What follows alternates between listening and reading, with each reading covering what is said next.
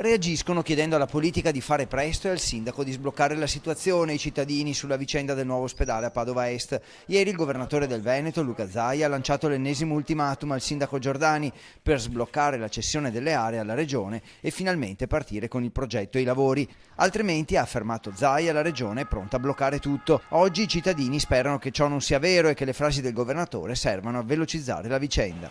Ma è un modo di spingere. Dopo si vedrà, non penso, perché in effetti serve, perché basta vedere che intasamento che c'è negli ospedali, quindi è utile. Speriamo che comincino a risolvere la questione, perché sarebbe tempo.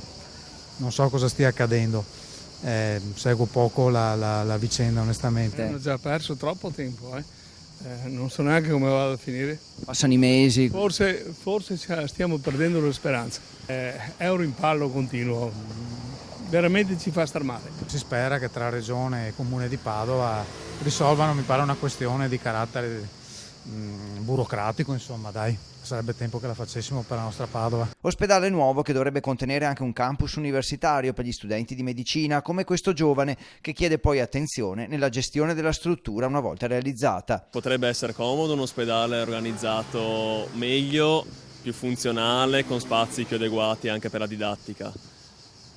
Però, oltre che costruirlo, bisogna amministrarlo. C'è poi chi pensa che continuare a parlare della questione, anzi ancora di più, come cerchiamo di fare noi dando voce ai cittadini, possa sbloccare la situazione. Sicuramente non c'è movimento nell'aria di un cantiere, non c'è una parte neanche mediatica di questo nuovo ospedale, quindi sì. Se ne parla troppo poco anche, dice. Forse sì.